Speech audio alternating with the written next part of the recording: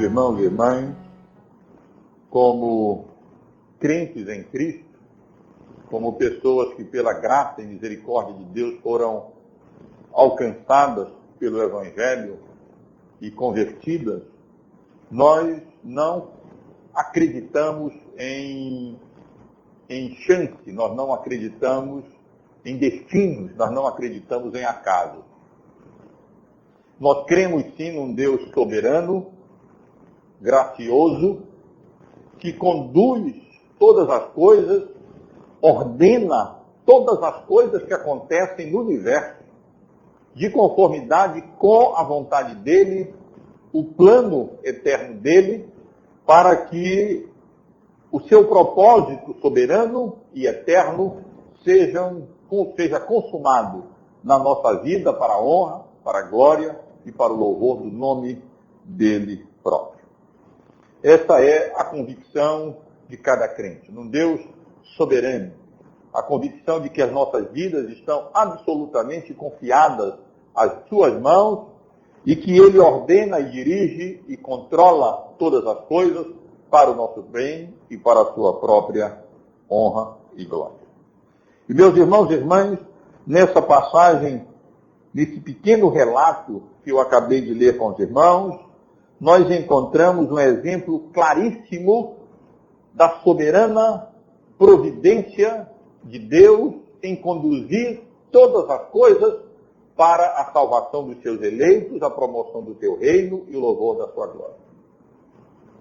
Os irmãos devem estar lembrados que nós estamos estudando a segunda viagem missionária do apóstolo Paulo. Depois da sua primeira viagem missionária e depois do concílio de Jerusalém para a solução daquele problema levantado pelos judaizantes, o apóstolo Paulo, então,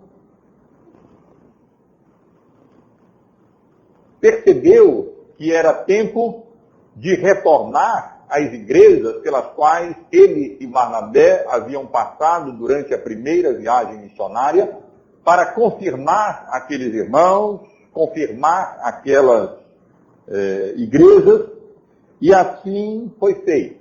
Os irmãos lembram que houve um problema logo no planejamento dessa viagem, porque Barnabé insistiu em levar João Marcos, seu parente, consigo, e Paulo não achava justo que assim se fizesse, porque João Marcos havia abandonado a viagem e havia retornado para a cidade de Antioquia.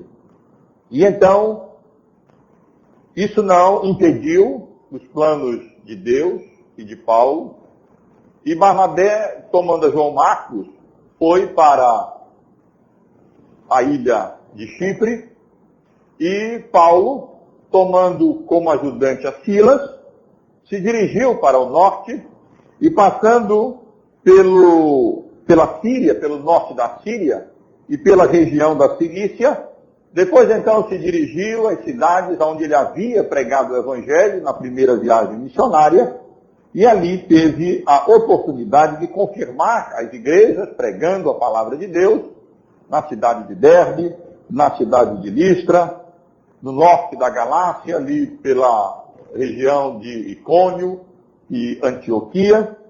E no domingo passado eu estive aqui considerando com os irmãos, até com o auxílio de um mapa projetado aqui no quadro, na tela, como o apóstolo Paulo, como Deus mesmo dirigiu aquela viagem missionária, impedindo o apóstolo Paulo de seguir diretamente para a província da Ásia, provavelmente para a capital, a cidade de Éfeso, e depois impediu Paulo e Silas e Timóteo de se dirigirem para cima, para a Bitínia, aonde eles pensaram continuar a viagem missionária, e então, com uma visão que eles tiveram ali, chegando na cidade de Troade, próximo às margens do Mar Egeu, um varão macedônio, em uma visão, suplicava que Paulo e o seu grupo de missionários passasse para a Macedônia, passasse para a Europa, e ali então anunciasse a eles o evangelho da graça salvadora de Deus em Cristo Jesus. Meus irmãos, o texto que eu li com os irmãos é a continuação dessa viagem missionária. Nós vimos aqui como, tendo tido aquela visão, Paulo e Silas e Timóteo, e também Lucas, o autor da carta, que a partir desse momento acompanha o apóstolo Paulo até a cidade de Filipos, e ali permanece o grupo da viagem. O grupo missionário continua a viagem. Concluíram que Deus, então, os estava chamando através de todas aquelas circunstâncias negativas, impedindo de se dirigir para Éfeso, impedindo de se dirigir para Bitínia, e então encaminhando e com aquela visão, no sentido de que eles fossem de fato para a Europa e ali anunciassem o Evangelho, ali pregassem o Evangelho.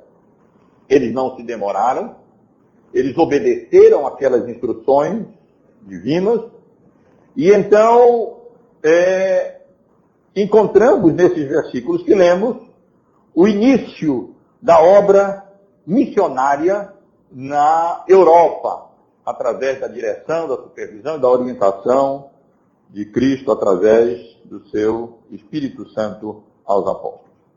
E eu quero chamar a atenção dos irmãos para esses poucos versículos, em primeiro lugar, observando a viagem que aqui foi descrita de maneira resumida por Lucas nos versículos 11 e nos versículos 12 da passagem que eu li. Os irmãos observem que desde o versículo 10, agora o autor da carta se inclui no grupo quando ele usa o pronome na primeira pessoa do plural. Vejam que desde o versículo 10, agora, ao que tudo indica, o grupo missionário encontrou Lucas, o autor da carta do livro de Atos, ali na cidade de Troade, e a partir daqui nós vemos Lucas dizendo não que eles foram para tal lugar e partiram para tal lugar e pregaram isso e fizeram aquilo, mas nós concluímos que Deus nos havia chamado para lhes anunciar o Evangelho. E agora no versículo 11, nós lemos que tendo, pois, navegado de Troade, seguimos em direitura ou em direção a Samotrácia, e no dia seguinte a Neápolis e dali a Filipos, cidade da Macedônia. Na verdade, eles estavam ali no porto de Troade, ainda do lado de cá, do lado da Ásia. Quando eu digo do lado de cá, eu estou falando assim, os irmãos veem tudo errado, né? Do lado de cá, do lado da Ásia.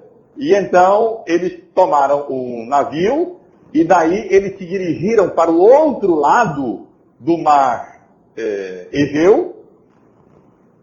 Provavelmente pernoitaram na ilha de Samotrácia, uma ilha rochosa, mais ou menos no meio do caminho, no norte ali do mar Egeu. E de lá então eles seguiram viagem até que chegaram no porto de Neápolis, ou no porto da cidade nova, se nós formos traduzir o grego mais ou menos como nós temos ali. Era um porto a cerca de 16 quilômetros da cidade de Filipos, hoje conhecido como a cidade ou o porto de Kavala, naquela região. E então eles tomaram, provavelmente a via Ignácia, um caminho, uma via pavimentada de paralelepípedos, que até hoje está lá, ainda com os paralelepípedos já bastante gastos pelos séculos, e então se dirigiram naquele percurso de cerca de 16 quilômetros, até chegarem na cidade de Filipos. E ali então, praticamente, começou o anúncio missionário, o trabalho mesmo, a obra missionária na Europa. Aqui nós temos a primeira cidade na Europa, pelo menos que temos registro, aonde o Evangelho foi anunciado.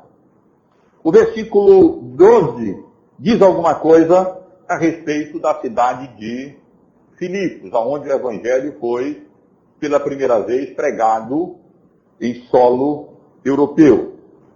A cidade de Filipos era uma cidade importante na época, era aquela região, a província da Macedônia, era dividida em 4 subprovíncias romanas, em 4 regiões, e a cidade de Filipos era, juntamente com a cidade de Anfípolis, uma das cidades mais importantes daquela região da província da Macedônia. Lemos aqui no texto que se tratava de uma colônia.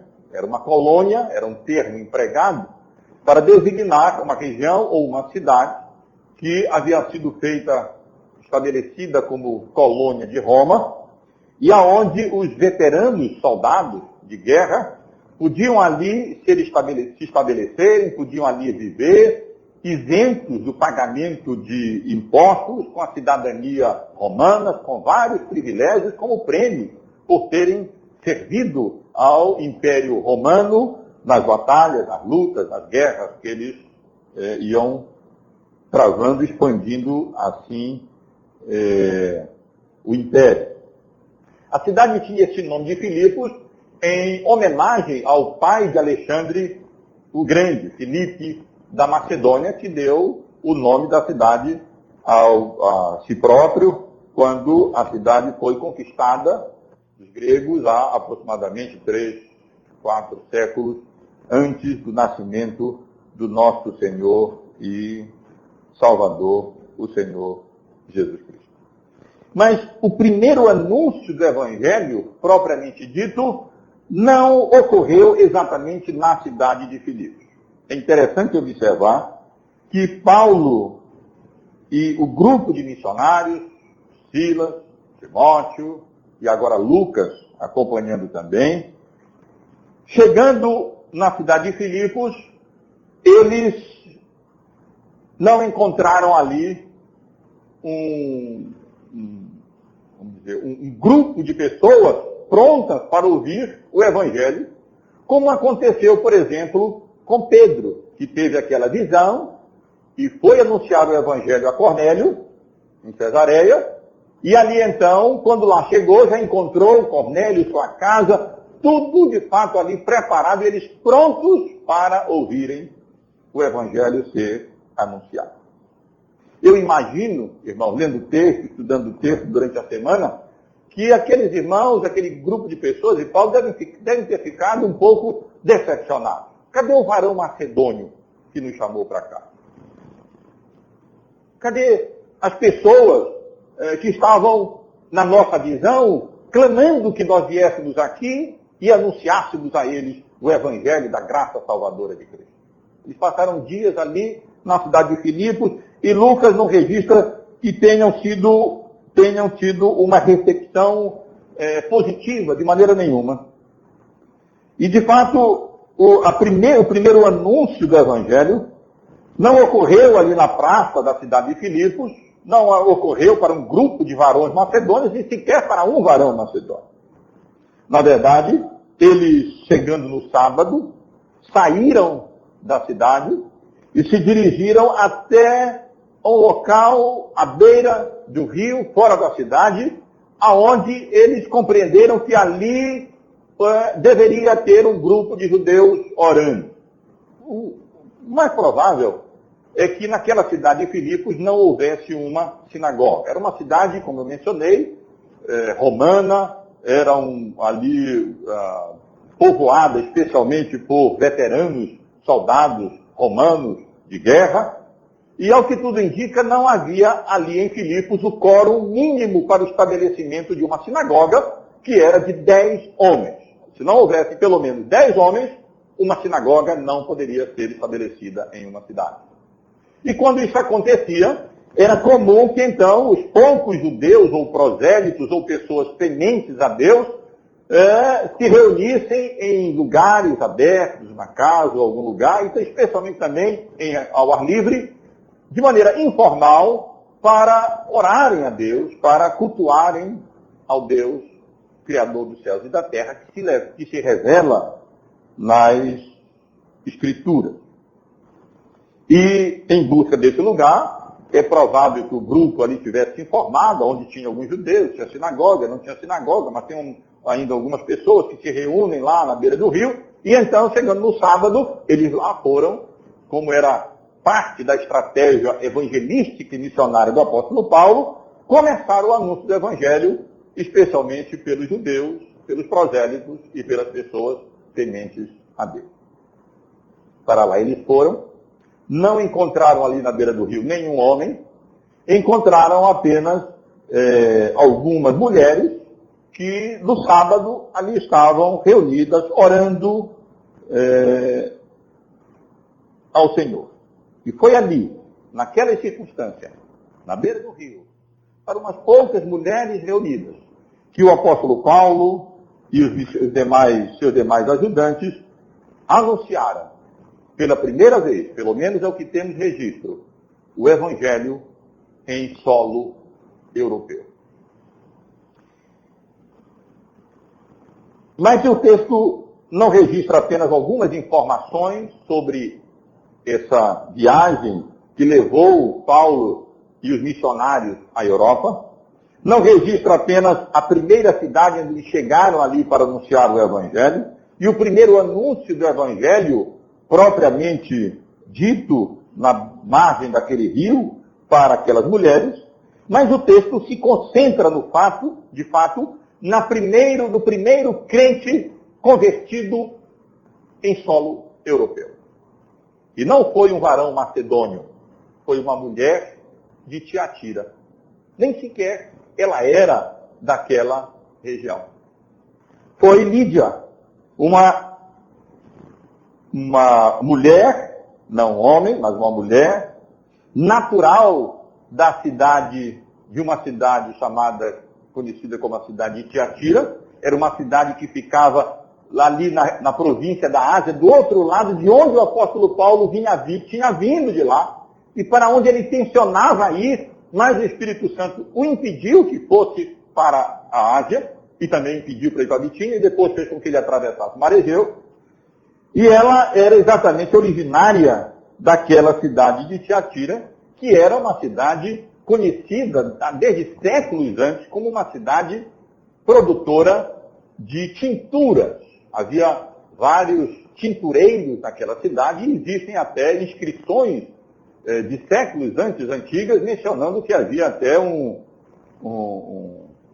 como se fosse um sindicato, uma associação de tintureiros da cidade de Tiatira, e as fazendas tingidas ali naquela cidade eram apreciadas em outros países, e eles então produziam ali essas fazendas e elas eram distribuídas, elas eram vendidas em outros lugares.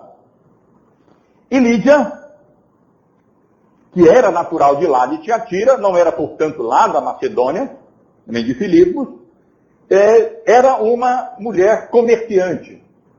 Provavelmente ela era representante de um dos tintureiros lá da sua cidade de Tiatira, e ela comercializava essas vestes com um tipo de tintura de púrpura muito cara e muito apreciada, especialmente pelos romanos, inclusive pelos militares romanos, para usarem nas suas túnicas, nas suas roupas.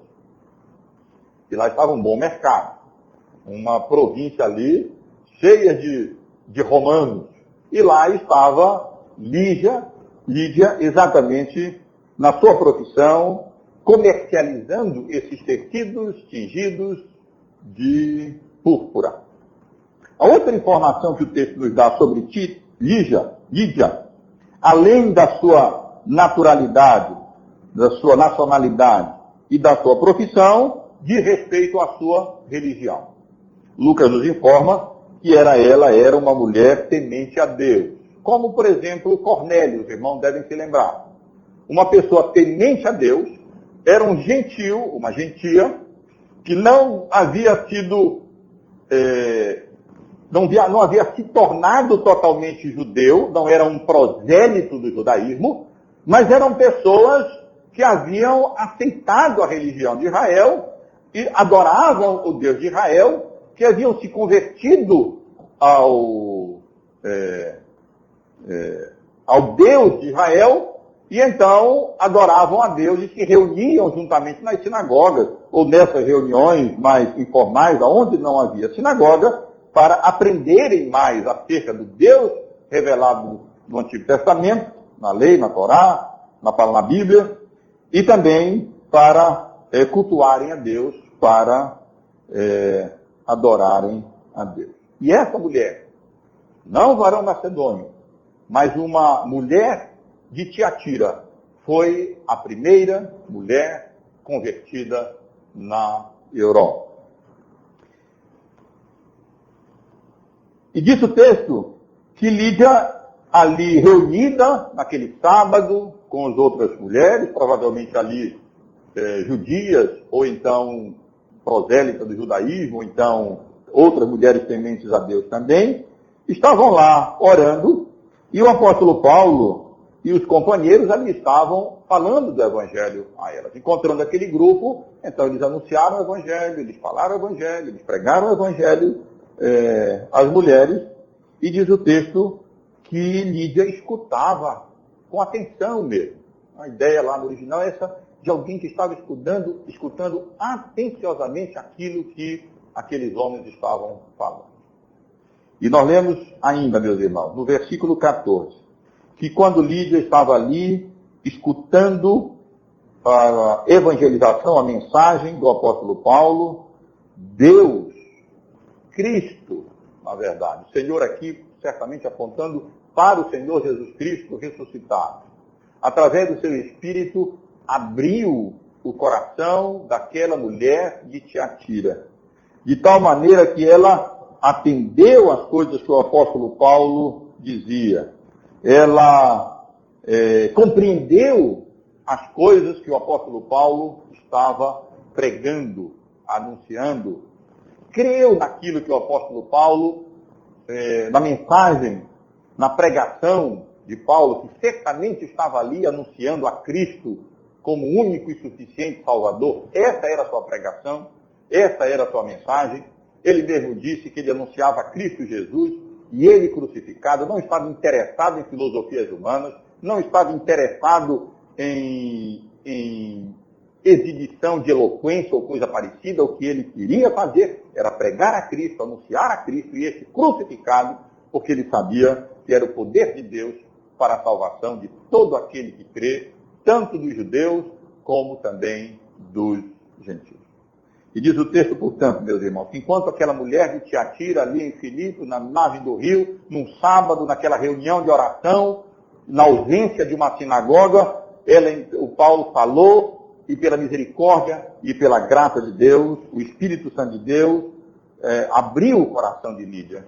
E ela então foi convencida, de fato, da sua pecaminosidade, foi convencida da graça de Deus em Cristo, pôde compreender aquilo que ela estudava e que ela lia no Antigo Testamento, agora de uma maneira salvífica, de uma maneira salvadora, e então teve essa honra de ser a primeira crente convertida ao cristianismo, pelo menos que temos registro nas Escrituras, em todo o continente europeu.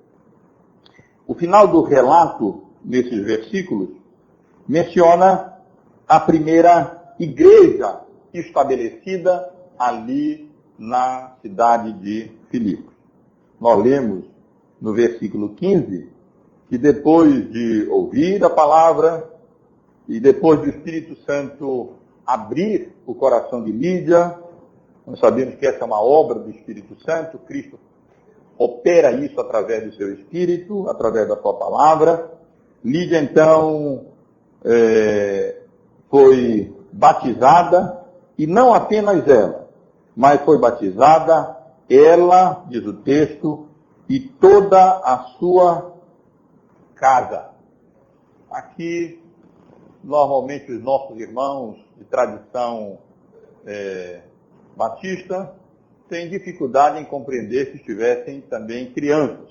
Mas é natural nós supormos que essa expressão, ela e toda a sua casa, incluía também filhos. O mais provável é que Lídia fosse uma viúva é possível que o seu marido fosse um comerciante de púrpura, que ele tivesse morrido, e ficou ela, então, dando continuidade ao trabalho do seu marido para o sustento da sua casa, dos seus servos, das pessoas que trabalhavam ali, e também dos seus filhos e da sua família. Várias vezes, no livro de Atos, nós encontramos essa expressão, toda a sua casa, ou coisa parecida. Por exemplo, no capítulo 11 do livro de Atos, no versículo 14, nós lemos, na defesa de Pedro, quanto ao anúncio do evangelho que ele fez na casa de Cornélio. Eu vou ler desde o verso 13 para termos o contexto. Ele nos contou como vira o anjo em pé em sua casa e lhe disseram: envia-Jope e manda chamar a Simão, por sobrenome Pedro, o qual te dirá palavras mediante as quais serás salvo tu e toda a tua casa. Novamente em Atos, no capítulo 16, que estamos lendo, um pouco mais adiante, nós ainda vamos estudar, se Deus permitir, daqui a umas 2 semanas, na conversão do carcereiro, ainda na cidade de Filipos, no versículo 33, nós lemos que naquela mesma hora da noite, cuidando deles, lavou-lhes os vergões dos açoites, e a seguir foi ele batizado e todos os seus. Ainda em Atos, no capítulo 18, no versículo 8, o apóstolo Paulo faz há aqui uma referência, vou ler desde o versículo 7, que saindo dali entrou na casa de um homem chamado Tício Justo, que era temente a Deus, era mais uma dessas pessoas tementes a Deus, gentil que aderira ao judaísmo, a qual era contígua à sinagoga. Mas Crispo, o principal da sinagoga, creu no Senhor com toda a sua casa. Também muitos dos coríntios ouvindo creram e eram batizados. Então, é natural supor que quando, a exemplo do que acontecia no Antigo Testamento, que não apenas os adultos fossem batizados, mas os filhos dos adultos que fossem judeus no Antigo Testamento e agora que se convertessem ao Novo a Cristo nessa nova dispensação da graça, também fossem batizados. E há indicações, pelo menos em um caso, a indicação de que essa expressão, a sua casa, inclui também os filhos. Nós vemos isso em 1 Timóteo, num texto conhecido dos irmãos, estudamos há pouco, no capítulo 3, nos versos 4 e 5, onde nós encontramos as instruções acerca das qualidades que deveriam ser buscadas para o exercício do presbiterato. Nós lemos no versículo 4 e 5 que uma das qualidades era que os presbíteros governassem bem a sua própria casa, criando os filhos sob disciplina com todo respeito, pois se alguém não sabe governar a própria casa, como cuidará da igreja de Deus? É uma passagem que mostra bem como essa expressão, a sua casa, incluía não apenas a esposa ou marido, ou então os servos, as pessoas adultas, mas também incluíam os filhos que deveriam ser criados pelos pais. Mas isso não é o mais importante. O mais importante aqui é que vemos que, como resultado do anúncio do Evangelho ali, não apenas Lídia foi batizada, mas possivelmente outros servos ali da sua casa foram convertidos e foram batizados, e muito provavelmente seus filhos também, menores, foram batizados, e aqui nós temos, portanto, o registro do nascimento, do surgimento da primeira igreja estabelecida no solo do continente europeu. No último versículo desse capítulo, versículo 40, depois dos episódios que nós ainda vamos estar estudando, quando o apóstolo Paulo e Silas serão açoitados e serão presos e depois serão soltos, quando eles saíram dali, para onde eles foram? Foram para a casa de Lídia. E vendo os irmãos, os confortaram. E então eles partiram dali. O que indica que já havia ali um grupo de pessoas, um grupo de irmãos, e que quase certamente a casa de Lídia, aquela comerciante que tinha algum recurso e que havia sido a primeira convertida, se tornou o local de reunião da primeira igreja estabelecida na Europa. E os irmãos conhecem bem a carta aos Filipenses, que o apóstolo Paulo escreveria posteriormente, e ali sabem que aquela igreja se tornou uma igreja muito querida do apóstolo Paulo. Ele escrevia com grande carinho por aquela igreja, e era uma igreja que, na verdade, não apenas demonstrava amor e carinho e dedicação e disposição para servir, mas, inclusive, era uma igreja que financiava as viagens missionárias do apóstolo Paulo. Podemos certamente ver aqui Lídia tirando uma parte do seu recurso e não apenas abrindo a sua casa com insistência para hospedar aqueles irmãos ali, missionários na sua casa. Quase certamente ali surgiu a primeira igreja e quase certamente também ela foi uma das grandes contribuidoras, até financeiras, para a continuação da obra missionária que o apóstolo Paulo empreenderia e continuaria empreendendo, levando o evangelho até aos confins da terra. Portanto, meus irmãos, nós temos aqui essa viagem que levou o apóstolo Paulo e missionários até o continente europeu, um registro da primeira cidade onde o evangelho foi anunciado na Europa, um registro do primeiro anúncio do evangelho às margens daquele rio, aquelas poucas mulheres que estavam no sábado orando, e o registro também da primeira convertida, que foi Lídia, e da primeira igreja estabelecida na Europa. E, meus irmãos, desse registro, eu quero extrair com os irmãos algumas lições que eu considero preciosas para a nossa vida. Esse texto nos ensina verdades importantíssimas acerca da salvação, acerca da obra da redenção e acerca da obra da providência. Uma das lições que o texto claramente nos ensina é que a conversão é obra da graça soberana de Deus no coração, pelo seu Espírito Santo, através do anúncio da sua palavra. Lá estavam várias pessoas. Ali estava Paulo pregando o evangelho. Lídia se converteu. Mas ela se converteu por quê? Porque o Espírito de Deus, porque o Senhor Cristo, através do seu Espírito, utilizando o anúncio da sua palavra, abriu o coração de Lídia para que Lídia pudesse entender, atender, compreender, discernir e crer no evangelho que havia sido anunciado a ela. E nenhuma pessoa é salva de outra maneira.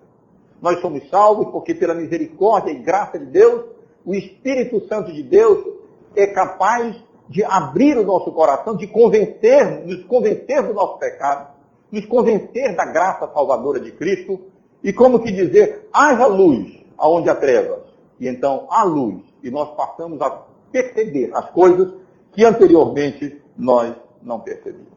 Podemos imaginar Lídia quantas vezes lendo o Antigo Testamento, lendo, por exemplo, acerca do Cordeiro Pascal, daquele costume de passar o sangue na verga das portas na Páscoa, e ela talvez nem compreendesse que aquele sangue representava o sangue do Cordeiro, representava o sangue de Cristo, que passado nas vergas, no caixilho do nosso coração, nos poupa do anjo da morte, nos salva, nos liberta, nos redime, e essa é obra realizada através do sangue de Cristo derramado na cruz do Calvário, tipificado naquele sangue que era passado ali nos caixilhos das portas dos judeus para a salvação do povo de Deus. Mas agora, o coração dela era aberto, o entendimento dela foi aberto. E essa não é obra de homem. Nós podemos anunciar o Evangelho, os irmãos podem falar o Evangelho às pessoas, nós podemos pregar o Evangelho como pregarmos, mas se o Espírito Santo de Deus, se Cristo, através do seu Espírito, não operar abrindo o coração, então é vã a nossa pregação, é vão o nosso anúncio, é vão o nosso testemunho. Por mais inteligentes que as pessoas sejam, por mais capazes que as pessoas sejam, é mais do que claro, na própria experiência da vida cristã, que só uma obra sobrenatural do Espírito Santo de Deus pode dizer, haja luz num coração em trevas. E então há luz naquele coração que é aberto para compreender, entender, discernir e crer e obedecer na mensagem de salvação do Evangelho. Mas, meus irmãos, essa passagem não ensina apenas que a conversão é obra da graça soberana de Deus através do anúncio, do testemunho, da pregação da sua palavra. Talvez a principal lição desse texto diga respeito à obra da providência de Deus, porque ela também porque a salvação ou a conversão também é fruto dessa obra magnífica, surpreendente, estupenda mesmo, da obra da providência de Deus que conduz todas as coisas do universo para a conversão, para o bem do seu povo, e para a promoção do seu reino, e para o louvor e para a glória do seu nome. Isso nós vemos de uma maneira absolutamente clara aqui nesse episódio da conversão de Lídia. Os irmãos têm na mente, nós estamos expondo o livro de Atos. Os irmãos sabem que Paulo não queria ir para lá. Paulo ia para outro lugar. Os irmãos têm acompanhando todo o processo, como Paulo teve a sua primeira viagem missionária, como decidiu, então, chegando no momento oportuno, sair na sua segunda viagem missionária, como então subiu, como passou por aquelas regiões, como tensionava ir para Éfeso, para a província da Síria, que era a região aonde ficava a cidade de Tiatira. Mas Lídia não estava lá. E o Espírito Santo de Deus não deixou que Paulo se encaminhasse naquela região. Paulo tentou ir para Bitínia, mas nós podemos interpretar e entender, depois de todos esses acontecimentos, Lídia não estava lá. E Deus queria que o instrumento de Deus alcançasse Lídia. E para isso ela precisaria ouvir o Evangelho, o anúncio do Evangelho. E então vem aquele varão macedônio, dizendo, passa para cá e ajuda naquela visão. E Paulo passa e atravessa e pega o navio e aporta e pernoita em Samotrácia, na ilha, e vai para Neópolis e pega a via Ignácia e caminha em direção a Filipos, mas lá não tem ninguém. Cadê o varão macedônio? Não tinha ninguém. Nem sinagoga havia na cidade de Filipos. Mas ele ouviu dizer, não, mas tem alguns tementes a Deus, tem alguns judeus ou judias, e eles se reúnem na beira do rio. E no sábado lá estava Paulo anunciando o Evangelho. Mas isso foi um lado da história. O outro lado da história foi Lídia. Ela nem era daquela região. Ela era da cidade de Tiatira. Sabe lá as circunstâncias que envolveram provavelmente a morte do seu marido? Sabe lá por que razão ela saiu da sua cidade e cruzou também o mar Egeu e se estabeleceu ali, ou apenas estava ali por um tempo, provavelmente ali estabelecida, tinha casa, tinha o que tudo indica um comércio bem estabelecido ali, na cidade de Filipos. E lá estava no momento apropriado, ela reunida ali na margem do rio, e então tudo se harmoniza de tal maneira que Paulo anuncia o Evangelho e o Espírito Santo de Deus abre o coração de Lídia. Ambos no lugar correto. O Espírito Santo de Deus agindo através da palavra. E ali, aquela primeira crente se converte ali em solo europeu.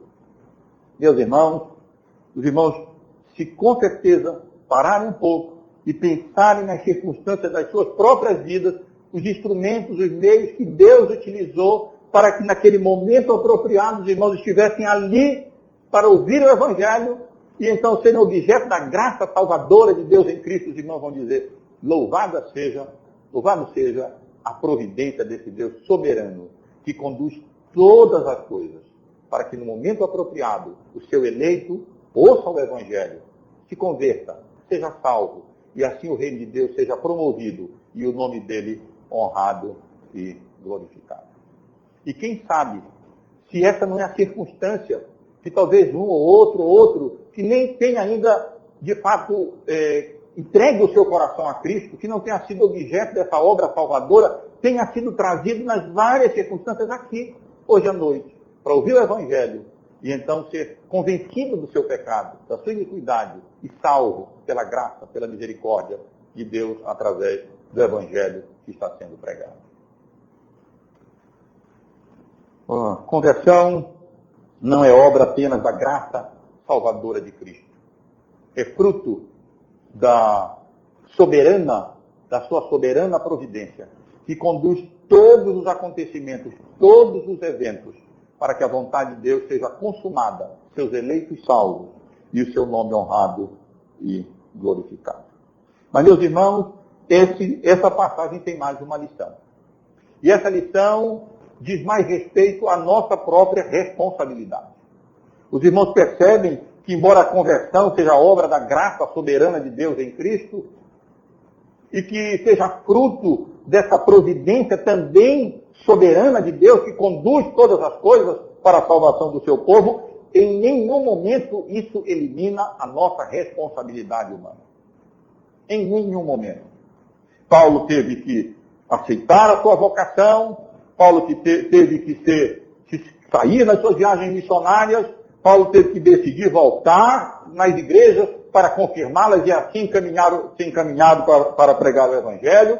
Paulo teve que obedecer à direção do Espírito Santo de Deus, teve que ir para Troade, teve que pegar o navio, teve que pernoitar em Samotrácia, teve que continuar a viagem até Neópolis, de lá caminhar até Filipos, não ficou parado, não tinha circunstâncias para iniciar o Evangelho conforme a sua estratégia, mas havia uma possibilidade lá na beira daquele rio. Para lá ele foi. Ele não ficou decepcionado ao não encontrar o varão macedônio, um grupo de varões macedônios. Encontrou algumas mulheres e para elas ele pregou o Evangelho. Mas veja a responsabilidade de Lídia também. Um dia ela havia sido exposta ao judaísmo. E ela se tornou uma pessoa temente a Deus. Ela passou a se interessar por aquilo. E aqui estava Lídia, lá numa região promissora, uma negociante próspera. Era sábado. Ela não estava vendendo púrpura. Ela não estava comercializando os seus tecidos. Ela estava na igreja. Ela estava na beira do rio. E ela estava o quê? Orando. E ela estava, enquanto Paulo falava, ela estava descuidada, olhando para o lado, pensando na cozinha, pensando nos negócios, no estudo, no trabalho, naquilo que vai fazer amanhã. Ela estava concentrada no que Paulo dizia. E aí o Espírito Santo de Deus agiu, abriu o coração dela. E ela foi feita nova criatura. E convertida pela misericórdia e pela graça de Deus, se tornando a primeira crente convertida em solo europeu. Irmãos, nós cremos absolutamente, totalmente, na graça salvadora, soberana de Deus e na providência salvadora, soberana de Deus. Mas nós cremos igualmente na nossa responsabilidade humana. E para que Lídia fosse salva, ela tinha que estar lá, cumprindo as suas obrigações religiosas, os seus deveres religiosos. Ela podia ter pensado assim: olha, eu vou ficar em casa, nem tem sinagoga aqui mesmo, tem só um grupo de pessoas ali orando lá, por que eu não fico em casa sendo edificada pela leitura aqui da lei, ou pelas minhas orações em privado? Ela estava lá, era sábado, ela não estava vendendo púrpura, ela estava como uma mulher temente a Deus, fazendo o que devia fazer, no lugar que ela devia estar, para que o Espírito Santo de Deus pudesse agir através da pregação do Evangelho. Que Deus seja gracioso conosco. E nós entendamos que a soberania de Deus nunca diminui a nossa responsabilidade humana. É preciso nós estarmos no lugar certo. E é preciso nós também sermos instrumentos da graça de Deus para levar o Evangelho às outras pessoas. E isso nós devemos fazer nas nossas comissões, nas nossas vocações, pela graça de Deus, de maneira fiel ao Senhor. E o Espírito Santo de Deus não nos decepcionará. Ele vai estar lá e vai abrir o coração dos seus eleitos e vai agasalhar a palavra ensinada, pregada ou testemunhada e vai fazer deles novas criaturas em Cristo Jesus, como um dia fez conosco também. Que Deus nos abençoe, irmão. Vamos ficar em pé. Eu peço ao presidente.